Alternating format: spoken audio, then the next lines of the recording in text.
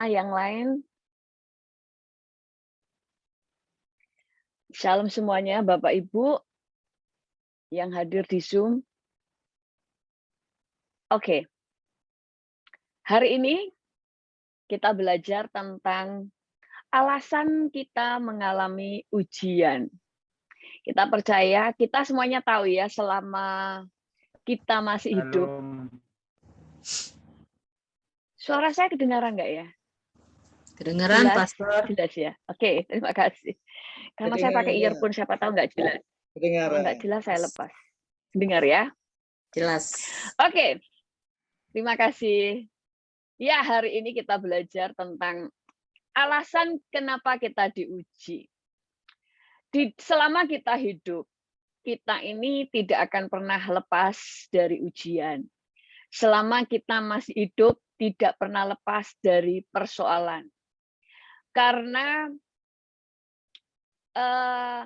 pada waktu Adam dan Hawa mulai jatuh di dalam dosa, di situ dia mulai keluar dari Eden. Sejak itulah ada banyak masalah yang harus dia hadapi. Demikian juga dengan kehidupan kita. Tetapi seringkali yang kita berpikir bahwa kenapa sih kok kita itu mengalami ujian-ujian di dalam hidup? Bukankah lebih mudah Tuhan itu menghindarkan kita dari ujian, betul? Sehingga hidup kita ini jadi nyaman, hidup kita ini jadi kita bisa nikmati kenapa harus ada ujian. Ada banyak orang yang berpikir bahwa kita itu diuji supaya Tuhan mengetahui isi hati kita. Kita diuji supaya Tuhan tahu seberapa besar iman kita. Tuhan menguji supaya Tuhan tahu seberapa kasih kita kepada Tuhan. Semuanya itu salah ya. Karena tanpa menguji, Tuhan itu sudah tahu iman kita, Tuhan sudah tahu hati kita, bahkan Tuhan tahu persis siapa yang lebih kita cintai. Kadang-kadang Tuhan itu seringkali lebih tahu daripada hati kita sendiri. Makanya ujian itu diberikan. Yang pertama, alasan ujian diberikan supaya kita tahu siapa diri kita. Karena seringkali kita itu geeran. Contoh, seringkali kita merasa bahwa kita adalah orang yang punya iman. Kita seringkali merasa kita itu orang yang paling cinta Tuhan. Kita merasa kita adalah orang yang sabar. Kita merasa kita adalah orang yang mengasihi orang lain. Karena belum ada tantangan.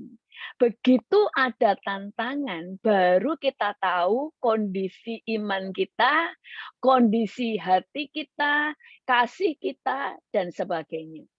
Itu sebabnya seringkali ujian itu datang, itu supaya kita mulai mengetahui borok-borok atau sampah-sampah kotoran yang ada di dalam diri kita yang terdalam. Makanya kita mengalami digoncang supaya yang kotor itu mulai keluar.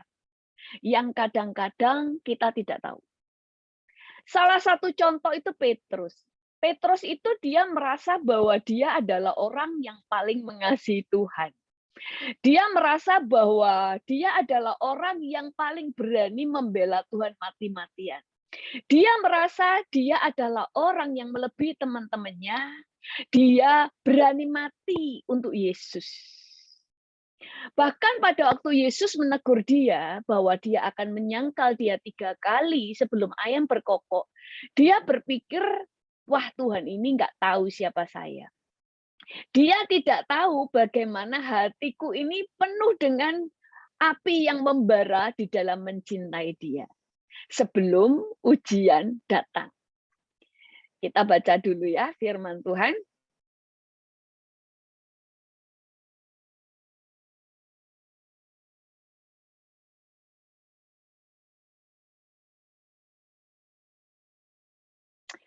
Alasan kita diuji. Caranya gini, gimana caranya? Oh ini. supaya kita tahu siapa diri kita.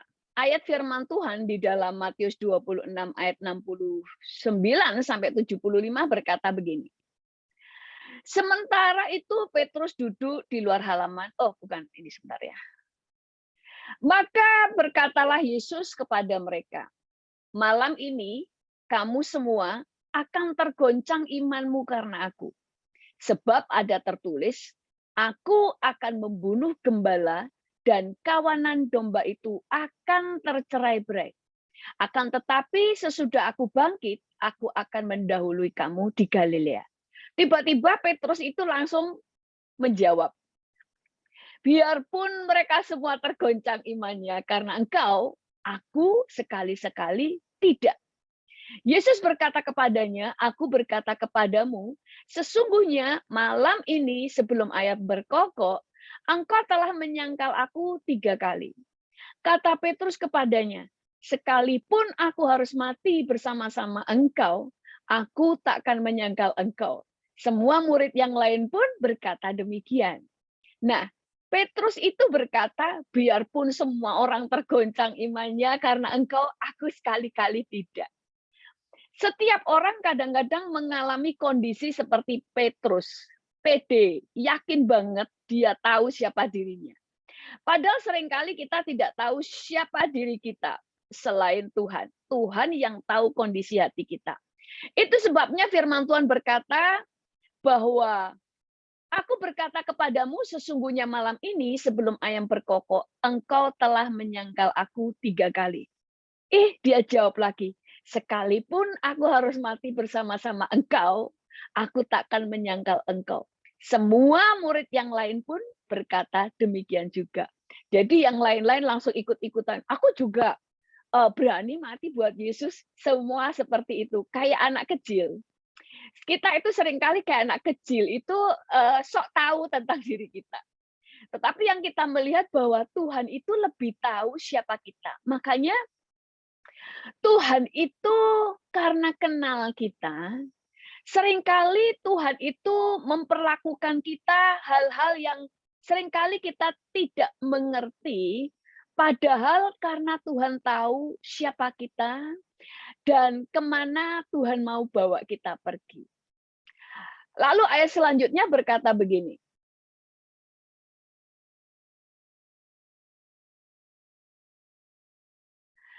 sementara itu Petrus duduk di luar halaman, maka datanglah seorang hamba perempuan kepadanya, katanya, engkau juga selalu bersama-sama dengan Yesus orang Galilea itu.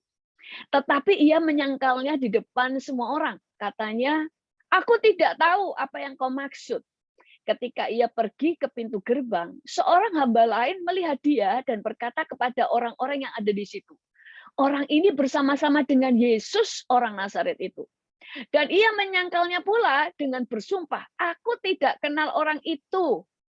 Tidak lama kemudian, orang-orang yang ada di situ datang kepada Petrus dan berkata, pasti engkau juga salah seorang dari mereka.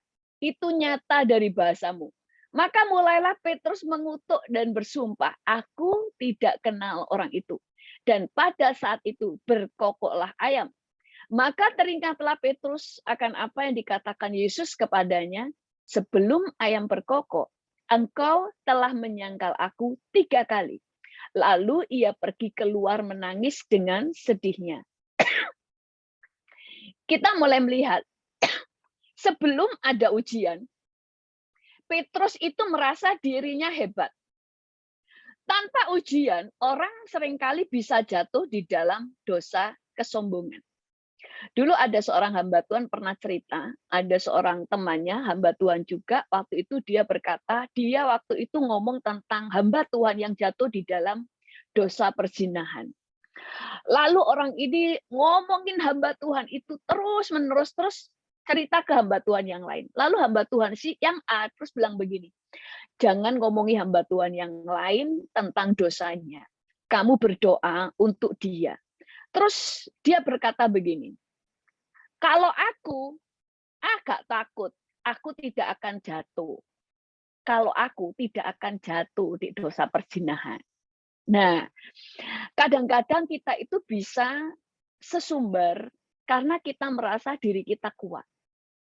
Dan beberapa bulan kemudian, tiba-tiba dia mengalami ujian. Nah, ini ya, setan itu selalu menangkap perkataan kita, dipakai kesempatan untuk dibawa ke Tuhan. Tuhan, perkataan dia ngomong seperti ini. Dia selalu ingin membuktikan perkataan dia itu salah. Bahwa orang ini tidak sekuat yang dia katakan.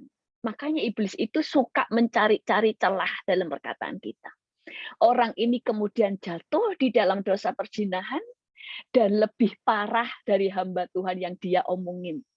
Hamba Tuhan yang dia omongin kemudian bertobat, tapi orang ini nggak bisa tobat. Lama nggak tobat-tobat. Terus dia akhirnya ngomong, ternyata aku tidak sebaik dengan hamba Tuhan itu. Karena dia untuk keluar dari dosanya, dia tidak bisa karena sangat menikmati dosanya. Seringkali kita itu akan merasa diri kita itu kuat pada waktu sebelum kita menghadapi ujian. Karena kita ini seringkali salah paham dengan diri sendiri, tidak mengenali diri. Makanya kadang Tuhan itu izinkan ujian terjadi supaya kita tahu kondisi kita sebelum iblis menghajar kita dengan pencobaan. Ujian yang dari Tuhan itu Tuhan ukur dengan kekuatan supaya kita itu hanya untuk membongkar hati kita di hadapan diri kita supaya kita tahu kondisi kita. Tetapi iblis selalu ingin menghajar kita saat kita buka celah supaya kita hancur. Itu bedanya. Nah, Tuhan itu suka kita ini tahu siapa kita supaya kita tidak mudah menghakimi orang lain. Dulu ada seseorang di gereja. Pada waktu itu ada seorang ibu yang tersinggung pada waktu dia datang terlambat di gereja, ada yang menegur dia di hadapan umum, tapi dia negurnya sebenarnya nggak keras, cuma bilang, oh tolong kalau masuk hati-hati supaya nggak mengganggu karena orang ini datang terlambat. Terus orang ini tersinggung, dia sakit hati, lalu temannya itu ngetawain dia. Gitu aja tersinggung, kita itu harus responnya hati yang benar. Wah, nasihatnya itu berhari-hari dinasehati. Kemudian orang itu sampai bilang, saya nggak apa-apa kok, saya kemarin sempat tersinggung, tapi sudah beres. Tapi temannya ini negur dia terus kemudian cerita ke teman-temannya bagaimana ibu si B ini kok cuma ditegur di begitu aja tersinggung, padahal yang tersinggung sudah selesai. Akhirnya pada waktu ibu ini yang menuduh orang itu selalu tersinggung, yang maksudnya menasihati terus padahal ibu yang tadi itu sudah nggak tersinggung. Waktu di dalam gereja, dia waktu cerita gitu kan, banyak orang yang punya memperhatikan dia, tiba-tiba ada orang lain datang. Pada waktu orang lain datang, dia ngomong, tiba-tiba orang-orang meninggalkan dia dan semua orang mendengarkan orang yang lain itu. Dia tersinggung, dia marah, berhari-hari dia marah dan tidak mau datang ke gereja dan dia berkata, aku tidak mau ketemu dengan orang itu. Kalau orang itu masih ada di gereja, saya tidak mau ke gereja lagi. Ternyata dia lebih parah gampang tersinggungnya daripada orang yang dia tertawakan. Makanya kenapa seringkali kita menghadapi hal-hal yang dihadapi orang lain supaya kita mulai tahu. Tidak gampang menghakimi karena ternyata seringkali kita sama dengan orang itu, bahkan kadang lebih berat. Kadang kita mudah menghakimi orang hanya karena kita belum berada di posisi orang itu. Pada waktu mengalami posisi yang sama, baru kita tahu ternyata kondisi saya lebih tidak dewasa daripada orang yang saya tertawakan. Petrus itu baru sadar, ternyata saya tidak sekuat yang saya pikirkan. Makanya kalau saudara lihat, itu lucu ya. Dia duduk, ujian itu seringkali datang tiba-tiba, tanpa dipikirkan. Tiba-tiba dia ada orang, kamu itu muridnya Yesus ya? Oh enggak, baru pergi ketemu orang lagi. Terus dia nyangka lagi, samperin orang lagi. Padahal dia sudah menghindar, disamperin orang lagi. Kenapa? Karena iblis itu mau membuktikan bahwa kamu itu tidak seperti yang kamu katakan. Tetapi Tuhan izinkan terjadi untuk mendatangkan kebaikan supaya kita mulai koreksi diri, bertobat, mulai berubah, juga tidak mudah menghakimi orang. Karena seringkali kita merasa lebih hebat dari orang lain karena tidak ada di kondisi itu. Makanya Tuhan itu tidak suka kita menghakimi. Firman Tuhan katakan begini, barang siapa menghakimi, dia akan dihakimi. Ukuran yang kamu pakai untuk mengukur orang lain akan diukurkan kepadamu. Maksudnya gini, kalau kita menghakimi orang dari apa yang kita lihat, oh orang itu gitu aja tersinggung. Nanti kita akan diukurkan dengan kondisi yang sama. Apakah kita juga tersinggung atau kita dewasa seperti yang kita katakan. Karena Tuhan tidak suka kita menjadi hakim. Kemudian, mungkin saudara juga mikir begini, Petrus itu apakah dia seorang penakut dan sok berani? Sebenarnya Petrus itu bukan sok berani, saudara. Karena Petrus itu pada waktu Tuhan Yesus ditangkap, Petrus itu langsung ngambil pedang. Ya, saya pakai yang ini aja biar nggak bingung.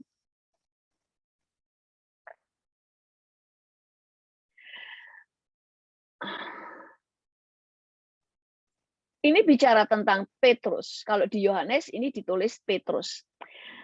Pada waktu Yesus mau ditangkap oleh serdadu-serdadu Romawi, di sini dikatakan, tetapi seorang dari mereka yang menyertai Yesus mengeluarkan tangannya, menghunus pedangnya, dan menetakkannya kepada hamba iman besar sehingga putus telinganya. Maka kata Yesus kepadanya, masukkan pedang itu kembali ke dalam sarungnya. Sebab barang siapa menggunakan pedang akan binasa oleh pedang. Atau kau sangka bahwa aku tidak dapat berseru kepadaku supaya ia segera mengirim lebih dari 12 pasukan malaikat membantu aku? Yesus bisa meminta kepada Bapaknya mengirimkan bala bantuan 12 pasukan malaikat. Berarti berlaksa-laksa 12 pasukan. Kemudian, tetapi Yesus tidak melakukan karena memang dia harus mati.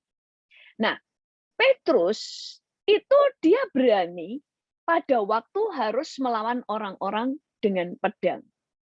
Tetapi yang menjadi masalah karena Tuhan tidak mengizinkan dia memakai pedang.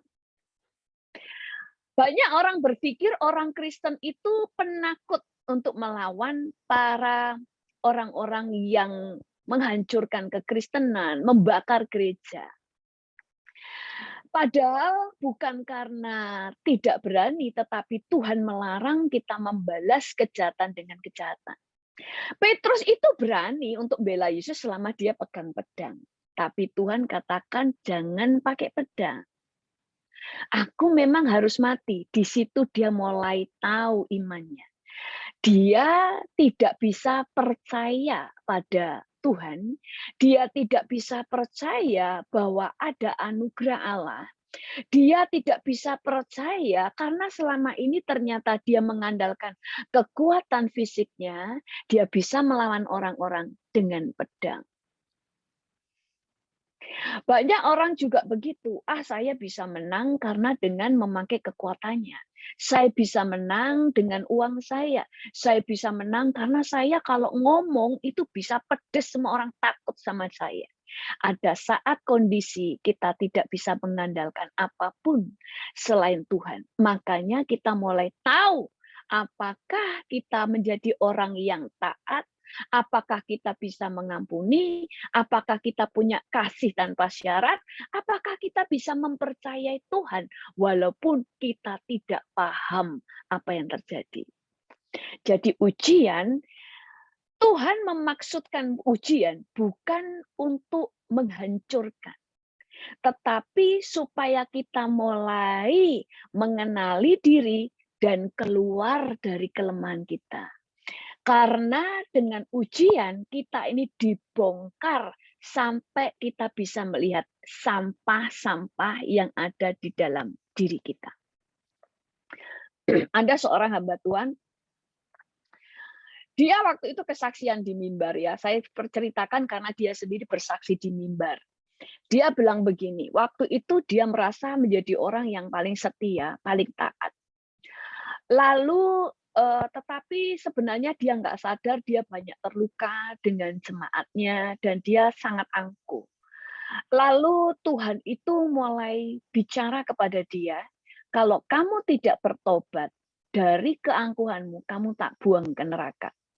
Terus dia bilang begini, saya salahnya di mana? Dia merasa selama ini dia nggak angkuh. Dia selama ini merasa tidak pernah nyakiti semua jemaat. Padahal jemaat banyak yang bercerita kepahitan, terluka dengan perkataan gembalanya. Akhirnya Tuhan tunjukkan hatinya. Tuhan cabut hatinya, ditunjukin di depan dia. Hatinya itu hitam, kering.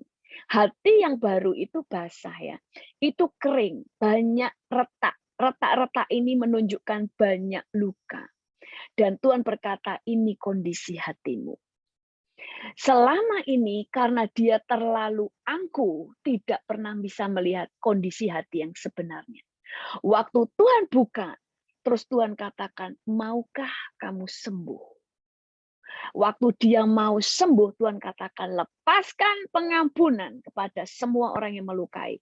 Dia mulai lepaskan pengampunan, sambil nangis dia lepaskan pengampunan. Tuhan mulai cabut hatinya. Tuhan ganti dengan hati yang baru. Hatinya masih basah, masih merah, mulus, tidak ada luka. Dan Tuhan masukkan di dalam hatinya. Dia mengalami pemulihan. Itu sebabnya pada waktu kita menghadapi sesuatu, respon kita bisa menentukan apakah kita naik atau kita turun. Karena pada waktu kita berespon benar, maka kita akan tahu saya harus berubah di bidang ini. Atau kita tetap mengatakan bahwa ya memang saya seperti ini, maka ujian yang kita lewati jadi tidak berguna. Maka kita akan melewati hal yang sama terus-menerus. Nah, yang kedua adalah ujian diberikan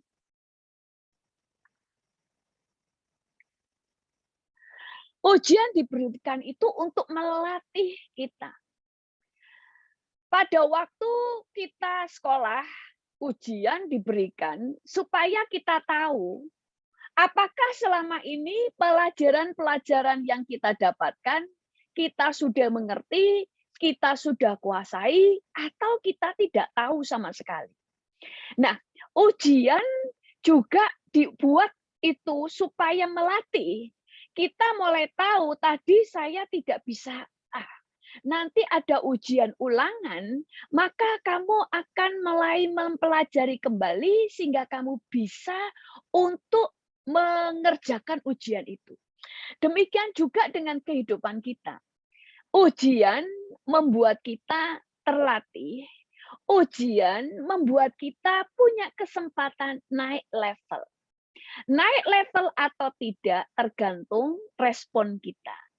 Pada waktu kita mulai mengalami ujian, ada orang yang berubah sehingga dia semakin bijaksana, semakin mengasihi, semakin dewasa. Ada juga orang yang tetap sama, sehingga dia ada di level yang sama, dengan persoalan yang sama, tidak pernah berubah dari posisinya. Contoh, suatu saat si Thomas Alva Edison pada waktu menciptakan lampu pijar, dia mengalami kegagalan 999 kali, saudara. Tetapi bagi orang yang negatif, mereka akan berpikir bahwa ini adalah sebuah ujian atau pencobaan atau persoalan yang menghancurkan waktunya. Tapi Thomas Alva Edison berkata di dalam bukunya bahwa Dia tidak gagal, tetapi justru dia sudah mendapatkan pelajaran yang baru. 999 hal apa yang membuat lampu pijar tidak menyala. Pada waktu dia meresponi kegagalan dengan benar, dia menjadi lebih dewasa. Dia melihat kegagalan sebagai pengalaman yang membuat dia lebih bijaksana, lebih mahir, lebih tahu apa yang dia harus kerjakan, dan dia pada waktu yang akan ke depan lebih efektif dalam menciptakan lampu pijar. Respon kita itu mempengaruhi waktu mengalami ujian. Kita naik level itu artinya saudara semakin dewasa. Saudara, iman saudara yang tadinya rapuh menjadi kuat. Waktu saudara bisa mengoreksi diri dan berubah, maka saudara akan naik next level. Selama ini orang selalu berkata naik next level, tapi tidak tahu naik level itu gimana. Saudara, naik level itu bisa dilihat secara nyata, buahnya bisa dilihat, bisa dirasakan banyak orang. Saudara semakin dewasa. Thomas Alva Edison semakin efektif pada waktu membuat lampu pijar karena dia sudah tahu hal-hal apa yang bisa menghancurkan atau membuat lampu ini padam. Dia semakin pintar, semakin pintar, semakin pintar naik level. Di dalam kehidupan kita juga seperti itu. Waktu kita berespon benar, maka ada yang berubah di dalam hidup kita. Kemudian, pada waktu murid-murid Tuhan, diutus Tuhan dua orang untuk menginjil, memberitakan kabar Injil kerajaan. Mereka juga Tuhan izinkan menghadapi masalah. Mereka mengusir setan, ada setan-setan yang nggak keluar, dablek. Di sisi yang lain mereka menyembuhkan orang sakit, ada yang sembuh, ada yang nggak sembuh-sembuh. Tapi respon yang benar membuat mereka menjadi naik. Mereka tahu arti percaya, mereka tahu hati tidak tergoncang, mereka tahu bahwa yang menyembuhkan Tuhan bukan saya harus punya motivasi yang benar, dan saya apapun yang terjadi tetap maju untuk mendoakan. Sehingga tanpa mereka sadar, mereka menjadi orang yang memiliki mental yang berbeda. Hati yang berbeda di dalam memandang orang-orang. Tidak tergoncang pada waktu dia mendoakan orang dan orang ternyata tidak sembuh. Ada pertumbuhan rohani, pertumbuhan karakter, kedewasaan mulai bertumbuh saat berespon benar. Makanya Tuhan memang biarkan mereka mengalami kegagalan. Karena inti dari mendoakan orang, yang pertama bukan orang itu sembuh, itu nomor 2. Tapi tujuan yang pertama, apakah kita punya sikap hati yang benar. Waktu kita menghadapi orang yang kita doakan tidak sembuh. Apakah kita tetap mempercayai Tuhan? Apakah kita tetap berani maju mendoakan? Apakah kita tetap dengan rendah hati mau tetap untuk diutus Tuhan? Atau hati kita hancur berkeping-keping dan berkata, engkau nggak sembuhkan, aku nggak mau mendoakan lagi. Malu-maluin. Nah, pada waktu kita berkata malu-maluin, sebenarnya masih ada kesombongan. Jadi inti Tuhan mengutus dua murid. Ada yang sembuh, ada yang tidak. Memang Yesus menegur, kalian tidak percaya. Karena mereka harus tetap percaya. Sembuh tidak sembuh, Tuhan punya rencana yang baik untuk setiap orang yang saya doakan. Dan dia tetap punya kerendahan hati. pada waktu punya respon yang benar. Sebenarnya iman kita mulai bertumbuh. Tidak sama dengan yang kemarin. Kita mulai tetap berespon benar, bisa bersyukur, dan bisa melihat percaya Tuhan, walaupun yang saya doakan tidak sembuh, supaya orang tahu memang yang menyembuhkan bukan saya, yang menyembuhkan Yesus. Karena kemuliaan bukan untuk saya, kemuliaan untuk Yesus. Waktu kita terlatih seperti itu, sebenarnya kita naik level. Suatu saat ada seorang teman, dia itu mendapatkan mimpi. Waktu itu dia tiba-tiba jatuh ke suatu tempat. Ternyata itu air. Waktu dia mulai berusaha naik, baru dia tahu ternyata itu kolam renang besar. Dan kolam renangnya itu kolam renang untuk pertandingan. Itu kan ada pembatasnya ya kalau pertandingan ya. Dan dia mulai melihat di semua orang kayak berlomba. Lalu orang-orang di sana ada yang teriak-teriak, wah kamu pecundang, kamu nggak bisa, kamu ini, wah banyak yang teriak-teriak di tempat penonton. Tapi juga ada yang meneriakkan bahwa maju, kamu harus bisa, tapi hanya segelintir orang. Dia waktu itu sih bingung, nggak semangat orang-orang mulai renang, tapi dia melihat di ujung sana ada yang teriak, ayo kamu maju, ayo berenang, aku nantikanmu. Dia mulai lihat, ternyata yang di ujung sana itu Yesus. Yesus itu seperti seorang bapak yang gembira memberi semangat anaknya. Ayo kamu bisa. Aku menanti kamu di sini. Kamu bisa. Ayo jangan dengarkan orang-orang. Kamu tetap berenang. Waktu dia mulai berenang, waktu dia sampai ke tujuan, walaupun bukan jadi yang pertama, Yesus itu langsung peluk dia kayak dia pemenang besar. Dia peluk dia, kasih selamat kayak dia itu seorang bapak yang bangga dengan anaknya walaupun dia di barisan mungkin paling terakhir. Lalu Tuhan berbicara begini, yang penting bukan menjadi yang pertama. Karena ada yang memang terjun duluan, ada yang memang punya panggilan duluan dan sebagainya. Tapi yang penting engkau harus berjuang untuk mencapai garis finish. Maksudnya, mungkin ada orang yang cepat bertumbuh rohani, ada yang lambat. Tetapi yang penting, kita mau terus bertumbuh. Sehingga mungkin kita nggak tercepat, tetapi mencapai garis finish. Jadi di dalam kehidupan kita, ujian dipakai untuk melatih. Kayak kemarin mungkin Bapak Ibu tahu berita yang ada di Tuban, ya kan? Desa miliarder yang kaya mendadak, tetapi sekarang balik miskin, lebih miskin dari sebelumnya. Makanya banyak orang mengatakan, oh ini mungkin uang panas, ya kan? Ada orang percaya uang panas sehingga kalau dapat uang itu ternyata tambah bangkrut dan miskin. Masalahnya bukan di uangnya, tapi mereka belum terlatih untuk mengelola uang. Makanya Yesus itu kalau melatih seseorang mulai dari yang kecil, dilatih supaya siap. Kalau orang-orang di Tuban tahu mengelola uang, uang sedikit jadi banyak, uang banyak tambah berlipat ganda. Tapi orang yang tidak terlatih, tidak pernah kaya, tidak pernah pegang uang banyak, begitu dapat uang, langsung konsumtif.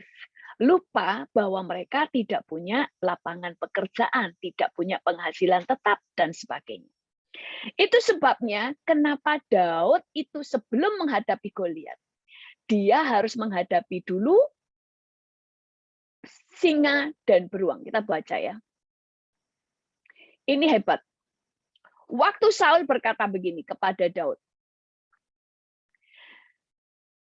Tetapi Saul berkata kepada Daud, tidak mungkin engkau dapat menghadapi orang Filistin itu untuk melawan dia, sebab engkau masih muda.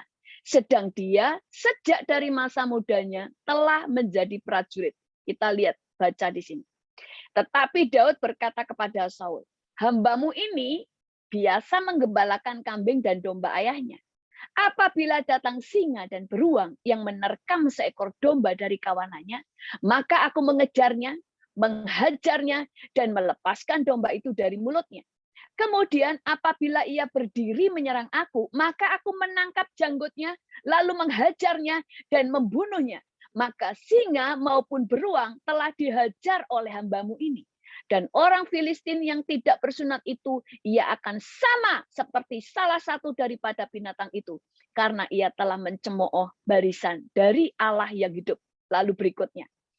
Pula kata Daud, Tuhan yang telah melepaskan aku dari cakar singa dan dari cakar beruang, dia juga akan melepaskan aku dari tangan orang Filistin itu. Kata Saul kepada Daud, pergilah, Tuhan menyertai engkau.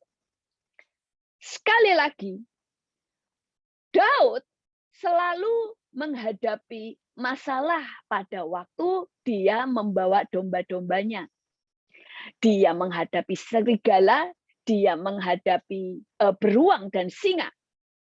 Dan hal-hal ini bagi kita mungkin itu adalah sebuah masalah.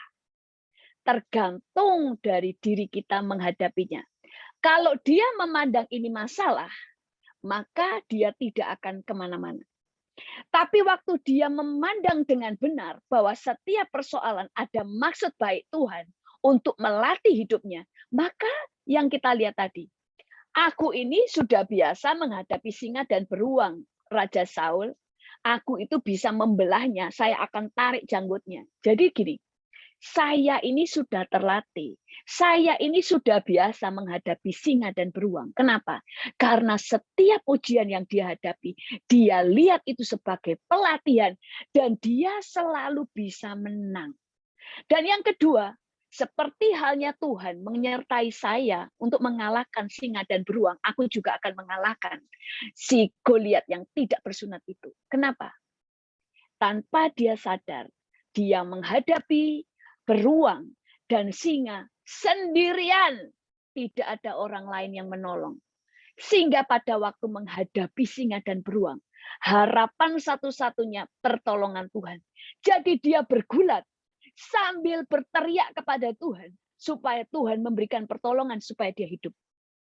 Itu membuat dia mengembang. Otot-ototnya berkembang. Dia juga mulai punya insting yang kuat. Dia tahu cara bergulat. Dia tahu mengalahkan lawan. Dia juga tahu bagaimana percaya. Karena dia punya pengalaman yang hebat bersama Tuhan hampir setiap hari. Sehingga dengan keberanian dia berkata, aku bisa, Tuhan yang menolong aku mengalahkan singa dan beruang, aku juga bisa. Tuhan juga menolong aku mengalahkan si Goliat. Tanpa dia sadari, imannya bertumbuh, keahliannya berperang bertumbuh, otot fisiknya bertumbuh, dan instingnya bertumbuh, segalanya bertumbuh. Ini yang namanya naik next level. Daud yang sekarang lebih hebat dari Daud yang kemarin. Daud yang sekarang lebih terlatih daripada yang kemarin. Daud yang sekarang lebih bisa menguasai emosinya daripada yang kemarin. Itulah naik level. Makanya Tuhan itu juga bisa mempercayakan hal yang besar di dalam hidupnya. Tuhan itu juga bisa mempercayakan hal-hal selalu dari hal yang kecil supaya terlatih. Makanya di dalam kehidupan kita, Tuhan seringkali tidak langsung ngasih kita berkat langsung banyak, karena kadang-kadang kita nggak terlatih. Tapi ada orang-orang yang memang tidak mau melatih diri setiap kali ada masalah. Misalnya ada persoalan keuangan, ada persoalan utang, pekerjaan nggak ada. Selalu jalan keluarnya, cari utang atau minta pertolongan. Itu terus tidak mengalami perubahan sehingga nggak bisa naik level. Orang yang benar mengoreksi diri, mana yang salah dan apa yang harus aku lakukan. Waktu dia mulai berpikir yang benar, maka dia mulai naik level. Tuhan bisa menuntun dia semakin naik, semakin tahu bagaimana kelola uang dan bagaimana menghasilkan uang. Pada waktu kita bisa kelola, Tuhan itu bisa memberkati dengan dahsyat.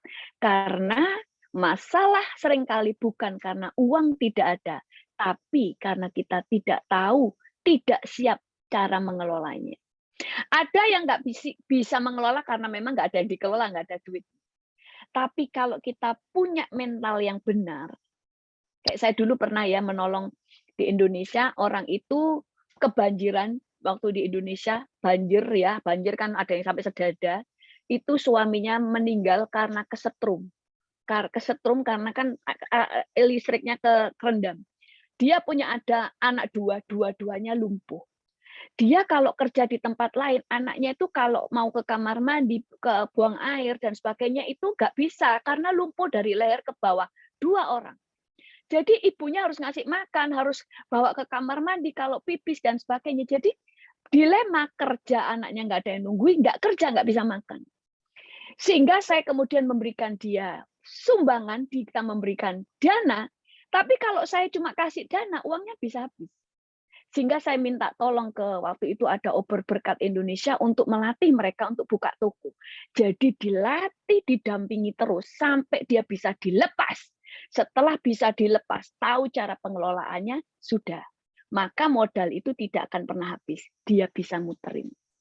Nah, makanya ada setiap hal Tuhan itu membuat izinkan kita punya masalah untuk melatih kita. Kita tidak pernah tahu beban seberapa besar yang kita bisa tanggung sebelum kita mencoba untuk mengangkatnya. Beban kita waktu fitness apakah 5 kilo atau 10 kilo atau 20 kilo, kita tidak pernah tahu kalau kita tidak mengangkatnya. Jadi ujian Tuhan berikan supaya kita terlatih, supaya kita juga tahu kekuatan kita, supaya kita bisa mengembangkan kekuatan dan mulai mengubah apa yang menjadi kelemahan kita. Kemudian, ujian yang ketiga, ujian sebagai alat Tuhan untuk mempromosikan kita. Ujian Tuhan izinkan terjadi untuk mempromosikan kita. Tadi kita pasti sudah tahu tentang Daud. Bagaimana Daud dipromosi justru saat dia menghadapi Goliat. Juga kita mulai melihat kesaksian-kesaksian siapa yang banyak menjadi berkat bagi kita, yaitu kesaksian orang-orang yang telah melewati masalah. Betul? Kalau cuma, oh saya hari ini bisa bernafas, semua orang langsung bilang gini, saya juga bernafas. Oh hari ini saya bisa masih hidup, saya juga hidup, kan begitu kan? Padahal itu juga berkat. Tetapi kesaksian yang memberkati banyak orang adalah kesaksian orang-orang yang telah melewati persoalan. Semakin berat persoalan orang itu, semakin dia waktu menang, itu bisa terpromosi karena banyak orang ingin mencari dia, mendengar kesaksiannya, karena kesaksian kemenangan dia menginspirasi banyak orang, membuat setiap orang punya kekuatan baru. Kalau orang itu bisa melewati, saya berarti bisa. Pada waktu kita mengalami lembah kekelaman, justru disitulah Tuhan mau angkat kita. Indonesia, berapa tahun yang lalu, Indonesia itu dikenal sebagai bangsa, dulunya nggak terkenal, nggak ada yang tahu Indonesia. Tapi akhirnya banyak yang tahu Indonesia. Waktu Indonesia jadi sarang teroris, sarang koruptor, dan banyak hal yang buruk terjadi di Indonesia, ngetop. Tapi Tuhan izinkan supaya waktu Indonesia dipulihkan, orang sudah tahu siapa itu Indonesia dan seperti apa Indonesia. Sehingga Tuhan bisa angkat Indonesia. Sekarang Indonesia menjadi bangsa yang berpengaruh. Walaupun belum sampai dahsyat, tapi berpengaruh, termasuk presidennya. Jadi kita mulai melihat ujian Tuhan izinkan terjadi supaya kita bisa dipromosi. Tapi kemudian ujian Yang keempat, itu tadi kita lewati aja ya, kita sudah tahu lah untuk, oh ini, ujian itu kan untuk mempromosikan kita. Saya tadi lupa, ada ujian yang untuk melatih kita itu seperti ini. Ada, saya dulu diberkati, ada seorang pengusaha punya ponakan, ponakannya itu nggak punya kerjaan jadi ikut ke omnya, tapi dipekerjakan sebagai sales. Jadi harus ke toko-toko menjual produknya. Ada satu toko itu, dua toko kalau ada dua toko itu kalau dia jualan ditolak terus. Tapi omnya selalu suruh dia ke sana terus. Terus dia bilang gini, sudahlah om, kalau ke rumah orang itu, sampai 1000 kali pun ke toko orang itu ya, ke mereka, 1000 kali pun pasti ditolak. Apa jawaban omnya? Itu saya diberkati juga. Omnya bilang gini, kalau kamu sampai jualan, kalau kamu nawarkan daganganmu ke toko-toko ini, sampai 1000 kali tetap ditolak, berarti kamu yang goblok. Saya ketawa waktu langsung baca ini. Berarti kamu yang goblok. Terus dia kaget. Dia tadinya melihat masalah itu ada di pihak mereka. Karena mereka ini keras kepala, nolak terus. Tapi omnya mulai membuat dia mulai lihat. Masalah bukan di mereka, masalah di kamu. Berarti kamu tidak pinter. Waktu dia mulai merubah pikirannya, aku yang harus berubah. Sekarang dia menjadi pengusaha sukses dan dia bilang begini, kalau om saya tidak mendidik saya dengan keras, saya tidak pernah punya mental pemenang. Selalu yang dia ingat waktu ke sebuah toko, kalau sampai ditolak, dia langsung gini, kalau sampai orang ini nolak, berarti aku yang goblok. Dulu dia selalu mikir orang ini nolak karena orang ini keras kepala. Tapi sejak dia tahu kalau orang nolak berarti aku yang bodoh, sehingga dia mulai belajar, punya trik gimana caranya jadi sales yang bisa mempromosikan produknya dan berhasil. Naik level. Jadi lebih terlatih, jadi lebih pintar. Semua tergantung respon dan cara pandang kita. Kemudian yang keempat. Maaf ya lama ya. Untuk menyatakan kemuliaan Tuhan. Ujian seringkali Tuhan izinkan untuk menyatakan kemuliaan Tuhan. Contohnya pada waktu Tuhan mengizinkan pada waktu Lazarus yang dikatakan orang yang dikasihnya, keluarga ini Lazarus, Marta, dan Maria adalah orang-orang yang dikasih Yesus. Tapi waktu Lazarus sakit, justru Yesus nggak mau datang. Dia sengaja menunda, nunggu sampai Lazarus mati. Kenapa?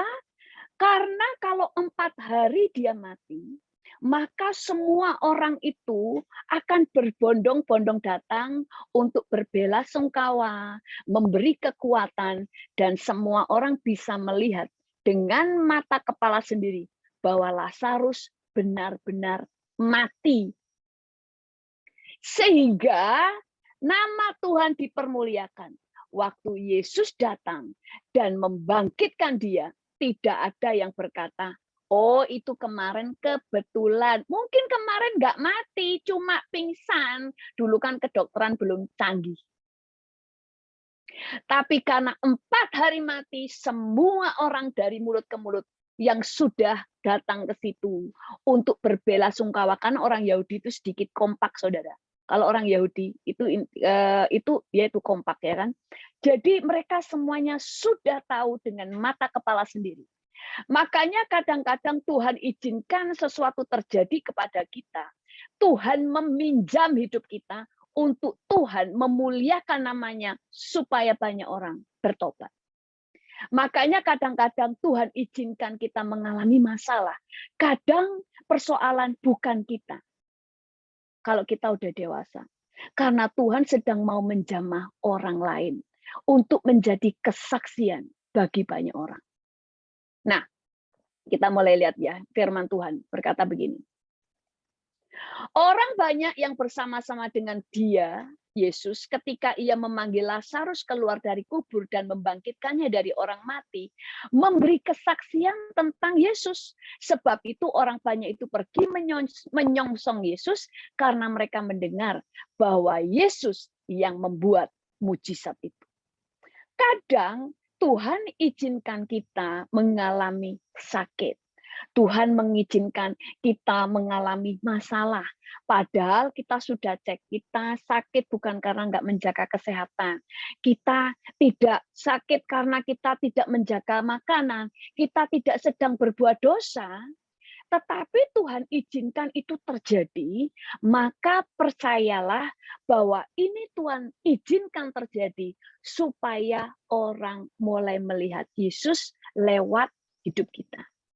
Mungkin saya pernah bersaksi, ada seorang bapak yang sakit kanker. Kanker atau apa ya, bukan kanker, tapi itu sakit yang dokter berkata, orang yang sakit ini bisa kesakitan dan mengigau.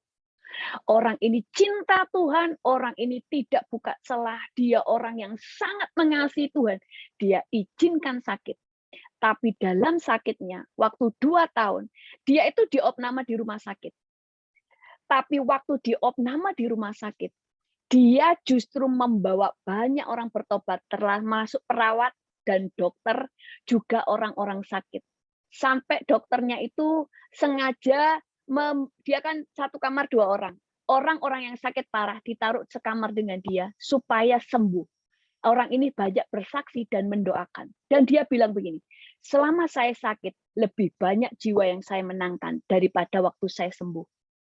Dan karena orang ini membawa sukacita, membawa banyak pemulihan di rumah sakit itu, sama dokternya dikasih gratis. Rumah sakitnya itu dikasih gratis selama 2 tahun. Jadi kayak rumahnya.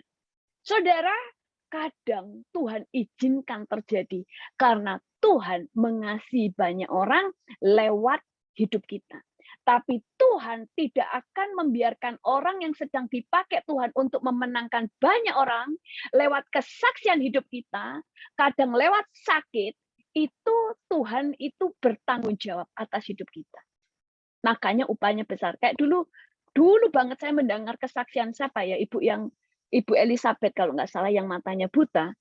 Dia izinkan dia buta, tetapi justru waktu datang ke rumah sakit, dan orang dokter itu tahu persis bahwa matanya ibu ini buta, tapi matanya bisa jernih, dia bisa melihat lewat rohnya bagaimana Tuhan menuntun dia. Dokter yang memeriksa dia bertobat. Kadang seringkali Tuhan izinkan untuk kita membawa kemuliaan Tuhan dalam hidup kita. Ini yang terakhir. Ini yang luar biasa. Ujian Tuhan izinkan. Ujian Tuhan izinkan terjadi. Mana ya? Oh, hilang tulisannya. Ujian diizinkan terjadi untuk menyatakan keadilan Tuhan.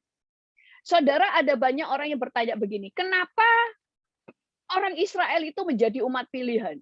Kenapa jadi bangsa pilihan? Dari agama lain banyak bertanya begitu. Kenapa bukan Indonesia? Kenapa bukan Arab? Kenapa bukan Amerika? Kenapa bukan Australia, Cina? Kenapa harus Israel? Kenapa? Karena sudah ada yang membayar harganya, yaitu Abraham. Abraham di tengah-tengah bangsanya, Tuhan memanggil dia dari Ur Kasdim untuk meninggalkan bangsanya, meninggalkan keluarganya, meninggalkan tanah kelahirannya ke negeri yang tidak kenal, hanya karena taat kepada Tuhan. Kedua, Tuhan waktu minta dia untuk mempersembahkan anaknya, dia benar-benar mempersembahkan anaknya. Sehingga dia menjadi orang yang Tuhan katakan dia adalah menjadi bapa bagi orang percaya. Karena hal itulah dia mendapatkan anugerah bahwa keturunannya menjadi umat pilihan, menjadi umat perjanjian, di mana Tuhan mengikat perjanjian dengan mereka. Bukan bangsa yang lain, karena Tuhan itu adil. Siapa yang membayar harganya, dia mendapatkan upahnya. Contoh juga pada waktu ibu dari Yohanes dan Yakobus ngomong sama Tuhan, Tuhan, Yesus, kalau kamu nanti di surga, tempatkan anakku satu di sebelah kiri, satu di sebelah kanan. Dan Tuhan berkata, yang mendudukkan orang di sebelah kanan atau sebelah kiri adalah Bapa. Dan dia harus meminum cawan. Apa artinya? Tuhan itu adil, menempatkan setiap orang di tempatnya. Tidak semua orang akan duduk di sebelah kanan dan kiri Yesus tepat. Tapi semua orang berhak untuk mendapatkan posisi terbaik di kerajaan surga. Makanya Tuhan dengan adil, setiap orang yang mau membayar harganya, maka dia yang akan menempati tempat tertinggi. Sehingga Tuhan bisa menempatkan setiap orang di tempatnya masing-masing dengan adil.